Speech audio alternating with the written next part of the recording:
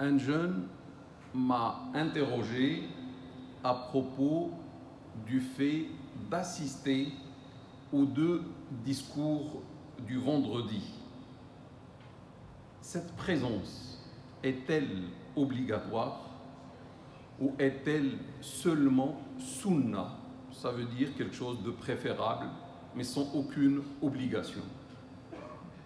Et il m'a expliqué que certains musulmans d'aujourd'hui disent que la présence au discours ou bien aux 2 discours du vendredi n'est pas obligatoire, et c'est pour cela qu'ils se permettent de venir en retard et de venir uniquement pour la prière du vendredi sans assister au discours.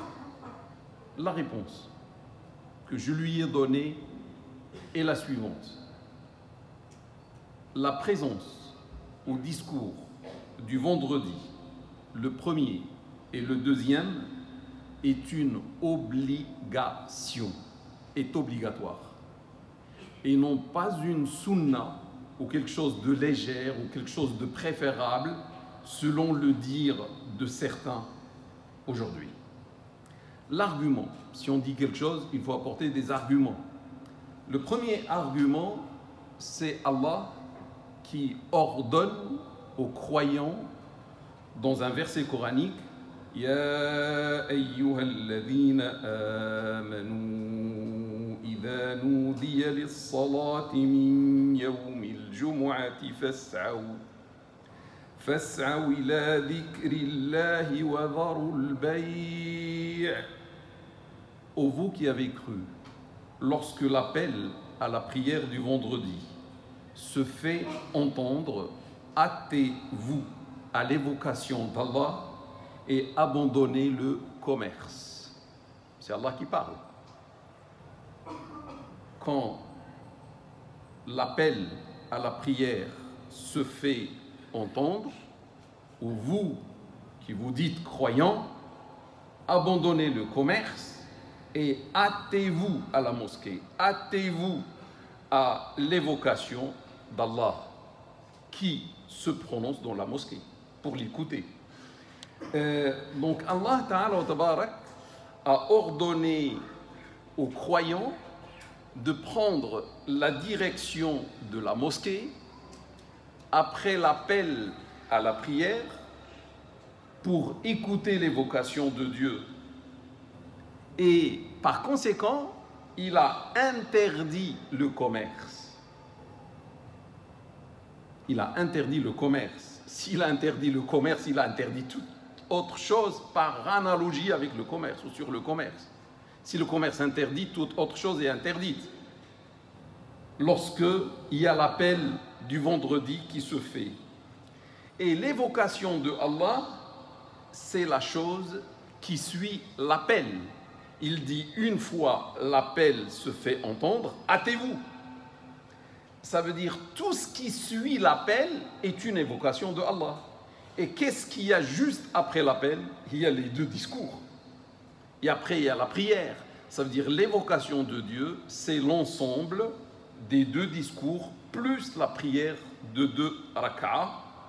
Et cela a constitué un consensus, un ijma' selon Ibn Abd al-Barr le Malikite. Il y a un ijma', il y a un consensus. C'est les gens de science autour du fait que le discours du vendredi et la prière du vendredi, les 2 ensemble, constituent l'évocation d'Allah Ta'ala Tabarak. Yani dhikrullah. L'ordre utilisé par Allah ici, hâtez-vous à l'évocation de Dieu. Fas'aw ila dhikrillah, cet ordre signifie tout simplement l'obligation. Al-amru yufidu al-wujub. Et par la suite, le discours du vendredi devient nécessaire, devient obligatoire, tout en sachant que le prophète salat sur lui n'a jamais fait une prière du vendredi avec 2 rak'ah sans la devancer d'abord par 2 discours de vendredi. Donc la sunna Et la pratique du prophète sallallahu alayhi wa sallam, c'était tout le temps 2 discours de vendredi avec une petite pause entre le premier et le deuxième discours. Et après, il passe à la prière et il a dit « Sallu kama ra'aytumuni usalli » et il a dit « Priez comme vous m'avez vu prier ». Ça veut dire on doit faire comme lui. Si on croit que c'est un messager d'Allah Ta'ala wa Tabaraka, pour nous, c'est-à-dire on doit assister aux 2 discours et après on fait la prière derrière l'imam. Une petite remarque, Allah Ta'ala wa Tabaraka a ordonné de prendre la direction de la mosquée immédiatement lorsque l'appel à la prière du vendredi se fait entendre. Et là, c'est une obligation. Si à l'appel, ça devient obligatoire, vu l'ordre fait par Dieu subhanahu wa ta'ala. Est-ce que, frères et sœurs, on attend l'appel pour aller à la mosquée? La sunna, non. La sunna, on part à la mosquée plutôt que l'appel. On part une demi-heure, 1 heure, 2, 3 heures, etc. avant l'appel à la prière. Mais une fois il y a l'appel, ça devient obligatoire. Mais avant, c'est une sunna. Il est préférable d'aller tout à la rencontre de Dieu le jour du vendredi et non pas l'appel se fait entendre et les gens sont en train d'arriver. Ou ceux qui viennent juste avant la salade, qui viennent pour la salade et qui repartent les premiers après la salade. Le deuxième argument, mes frères et mes sœurs, c'est que le temps ou le créneau horaire dans lequel se fait le discours du vendredi interdit le commerce. Vrai ou faux? Il a dit abandonner le commerce. Et les savants ont compris que le commerce devient interdit. Toute chose devient interdite par analogie.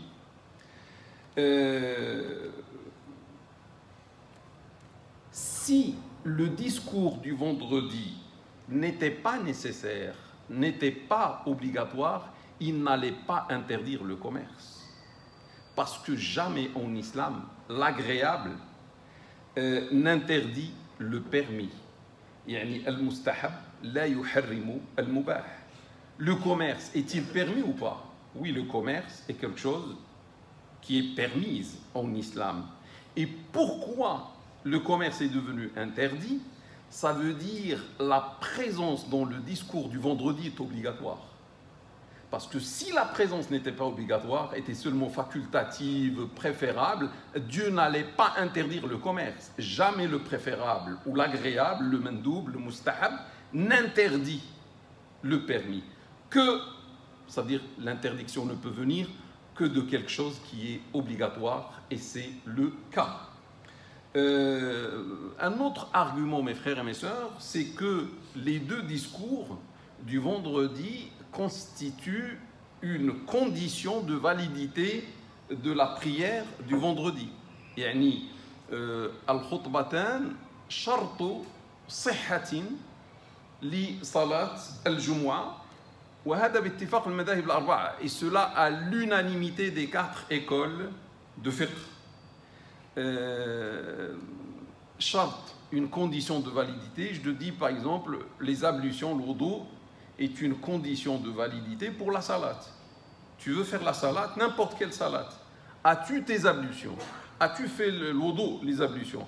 Tu me dis oui, je te dis oui, tu as la condition pour faire la salade, vas-y, bismillah, fais la salade. Tu me dis je n'ai pas la purification, je n'ai pas fait les ablutions, je te dis tu n'as pas la condition de purification, tu ne peux pas faire la salade. Mais si tu t'amuses à faire la salade, ta salade est caduque parce que tu n'as pas rempli la condition. Et les 2 discours chez les 4 écoles est une condition pour la salade du vendredi.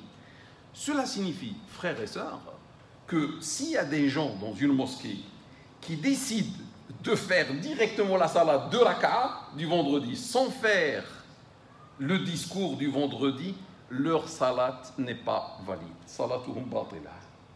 Si des gens dans une mosquée décident de faire la salat sans faire 2 discours auparavant, leur salat est caduque. Ibn al-Qattan a rapporté un consensus, un ijma' autour de cela, ça veut dire sans les 2 discours, il faut faire 4 unités de prière et non pas 2. Un autre argument, Dieu dit dans le verset qui suit, وَإِذَا رَأَوْا تِجَارَةً أَوْ لَهْوًا انفَضُّوا إِلَيْهَا وَتَرَكُوكَ قَائِمًا. Et quand ils voient un commerce ou un divertissement, ils prennent sa direction et t'abandonnent debout, dans ta position debout, ça veut dire debout en train de prononcer ton discours du vendredi. Donc une fois, un commerce est arrivé, une caravane est arrivée, les musulmans étaient devant le prophète qui faisait le discours du vendredi, ils ont pris la direction, ils ont abandonné le prophète dans son discours, c'est-à-dire il est debout, et sont partis vers le commerce. Et Dieu leur a fait ce reproche. Dieu les a critiqués sévèrement. Or, mes frères et mes sœurs, on ne mérite le reproche venant de la part de Dieu que si on abandonne une chose obligatoire. Si on n'abandonne pas une chose obligatoire, une chose facultative, ou une chose, je ne sais pas, sunna ou mendoub ou agréable, jamais Dieu ne va blâmer. Donc s'il y a blâme, ça veut dire ce que les compagnons ont abandonné était une chose obligatoire. Un autre argument, il y a certains compagnons, comme Omar ibn al-Khattab, on dit aussi à Aïcha et d'autres, que Dieu les agrée, considérer que le fait de faire 2 unités, 2 rak'ah dans la salade du vendredi, normalement, on devrait faire combien? 4, parce que c'est le moment du Dohr. Et le Dohr, c'est 4 rak'ah. Ils ont dit que les 2 qu'on a enlevés, c'est en contrepartie du discours ou des 2 discours. Chaque discours remplace une rak'ah. Comme on a fait 2 discours, ça veut dire on a fait 2 rak'ah, il ne reste que 2. Et par conséquent, certains tabi'i, certains successeurs, ont conclu que celui qui vient en retard et qui n'assiste pas aux 2 discours, il doit faire 4.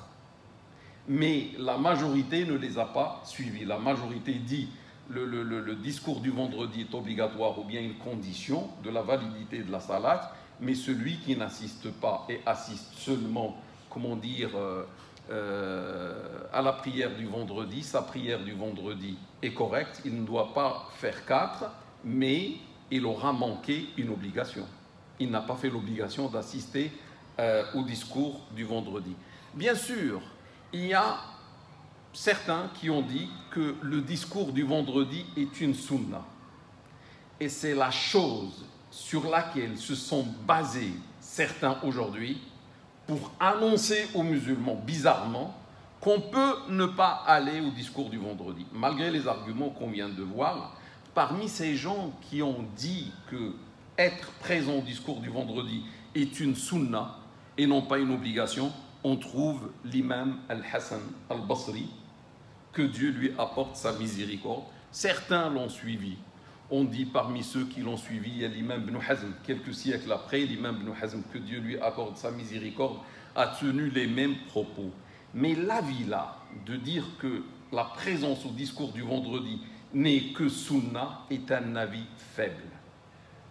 Précédé par le consensus, précédé par l'ijma', le consensus des compagnons, les consensus des gens de science, avant l'imam Hassan al-Basri, et suivi par un consensus, c'est-à-dire après l'époque de Hassan al-Basri, dans le 2e siècle, il y a eu un autre consensus des 4 écoles et de tous les gens de science.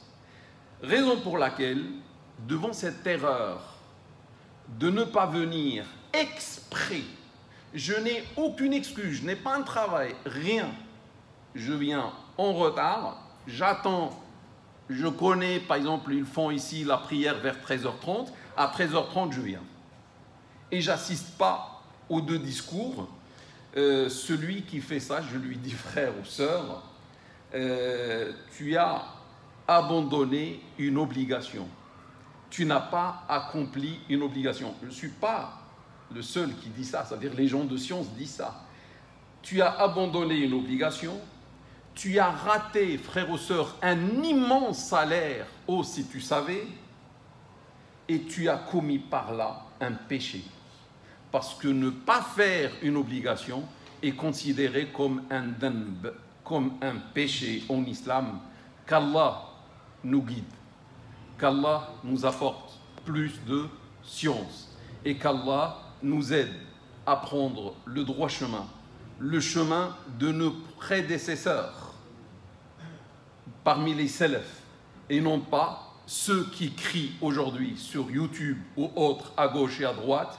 Ils nous éloignent des années-lumière de la voie qui était suivie par le salaf et par les prédécesseurs pieux. Si quelqu'un, frère ou sœur, veut être sauvé, il doit suivre le salaf. Il doit suivre ceux qui ont été choisis par Dieu de vivre dans les premiers siècles de l'islam et non pas ceux qui se trouvent aujourd'hui. Subhanallah, Allah, lorsqu'il a interdit le commerce pour assister, pour te permettre d'assister au discours du vendredi, le commerce est-il halal ou pas en islam? Le commerce est permis en islam. Ahallallahu al-bay'a. Dieu a autorisé le commerce. Dieu dit dans un verset coranique. Donc il a interdit quelque chose qu'il avait autorisé.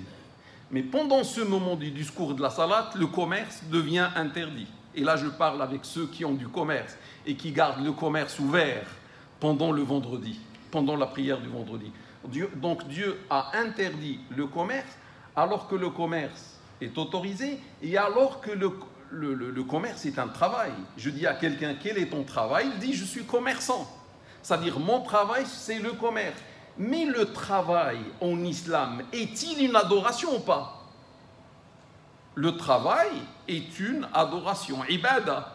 Donc Allah a interdit une adoration pour te permettre de faire à sa place une autre adoration. A interdit l'adoration qui s'appelle le travail. Il t'a demandé de faire l'adoration qui est écouter l'évocation de Dieu subhanahu wa ta'ala. Yani, كان الناس في قديم الزمان, les gens à l'époque venaient 4 heures avant le discours du vendredi, venaient à la mosquée, venaient à la rencontre d'Allah dans sa maison. Cette rencontre, mes frères et mes sœurs, avec Allah n'a pas de prix, n'a pas d'équivalent. Rien en dehors de la mosquée n'est égal à Allah. La ilaha illallah. Il n'y a aucune divinité à part Allah. Qu'est-ce qui va te retenir? Les gens attendaient le vendredi pour se purifier, pour se laver, pour porter les meilleurs habits.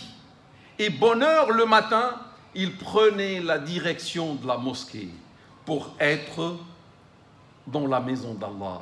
Pourquoi? Pour prier. Chacun faisait je ne sais pas combien d'unités de prière. Et après il se repose, il lit le Coran. Et après il se repose, il va parler avec Dieu. Il va invoquer Dieu. On a besoin de Dieu. On a besoin de faire des doigts pour nous. En notre faveur. On lève les mains vers Allah et lui montrer notre faiblesse et notre besoin. Et de méditer, de faire le repentir, etc. Il passait ces moments agréables en compagnie d'Allah. Et l'imam Abu Hamid al-Ghazali, qu'Allah lui accorde sa miséricorde, a dit la première bid'a apparue en islam, la première innovation apparue en islam, c'était l'abandon d'aller tôt à la mosquée le jour du vendredi.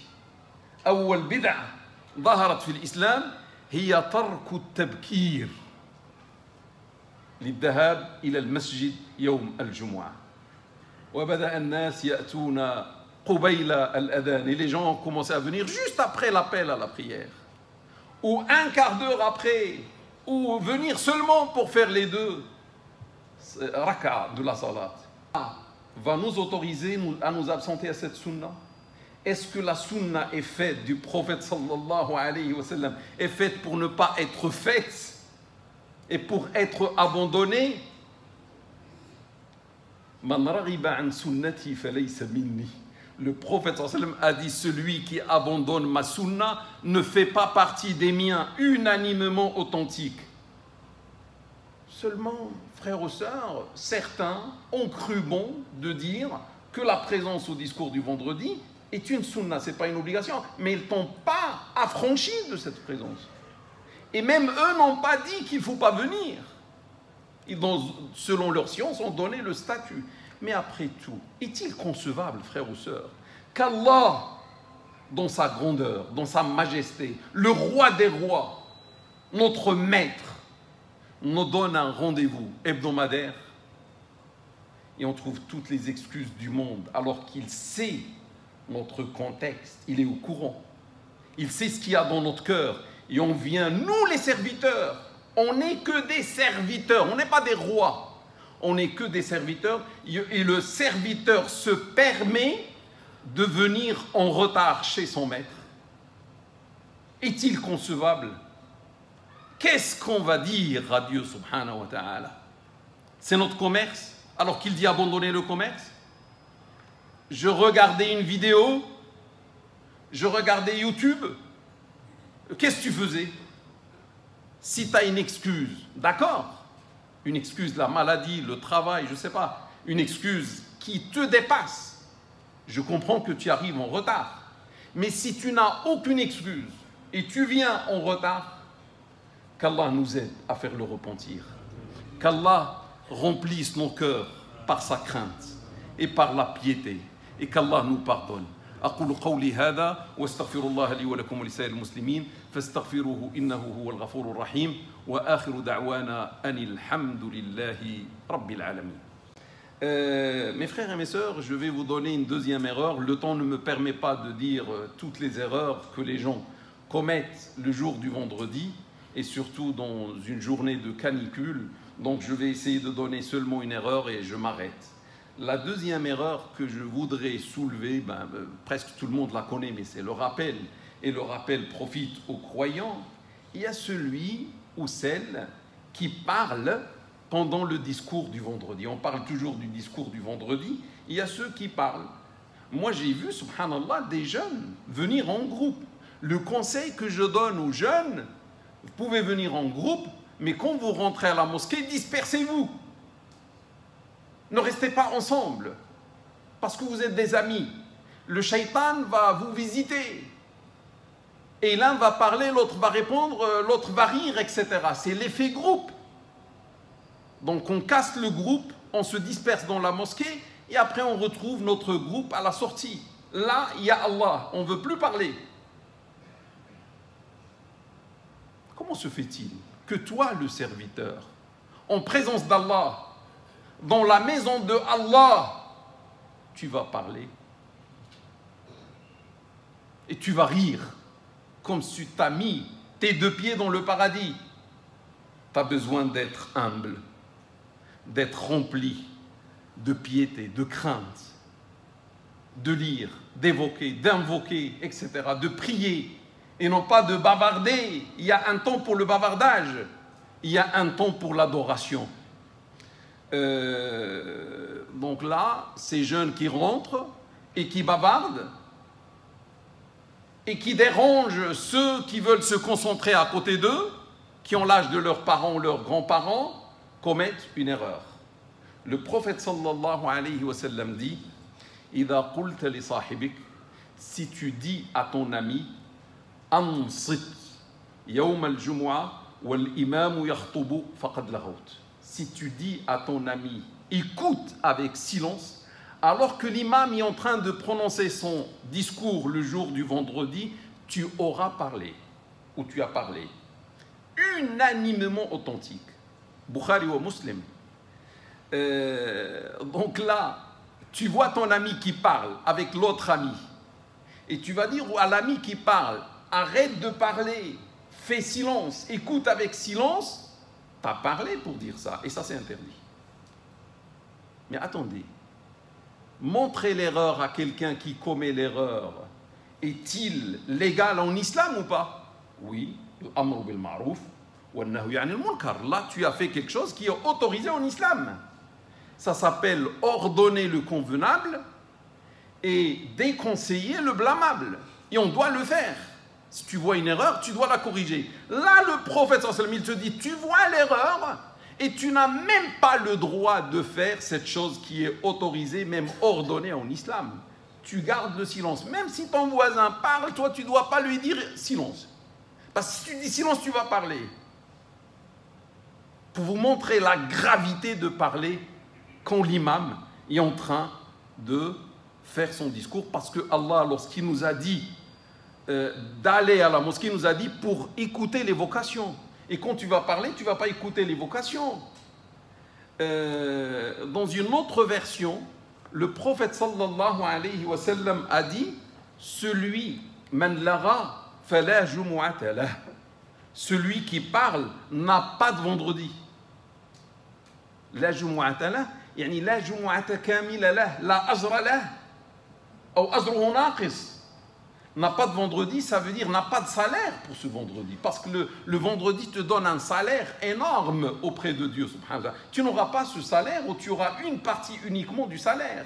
Parce que tu as parlé. Et dans une version, le prophète sallallahu alayhi wa sallam a dit et celui qui touche un caillou aura parlé.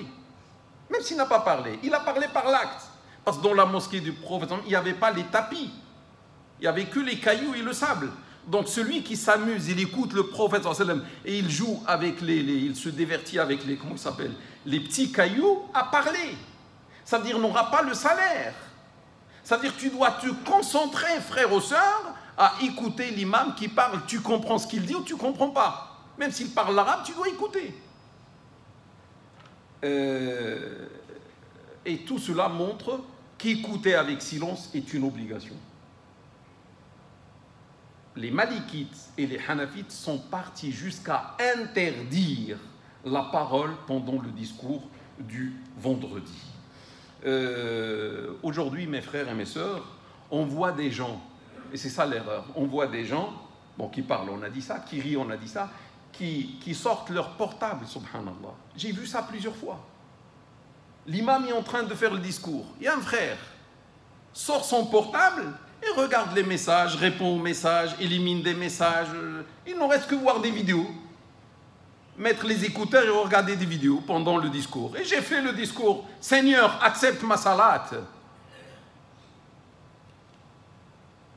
Ces gens qui utilisent le portable pendant la prière, si toucher le caillou est une parole qui élimine le salaire du vendredi, que dire de toucher le portable, de regarder les messages, de répondre aux messages. Là, tu as parlé à la puissance 1 milliard.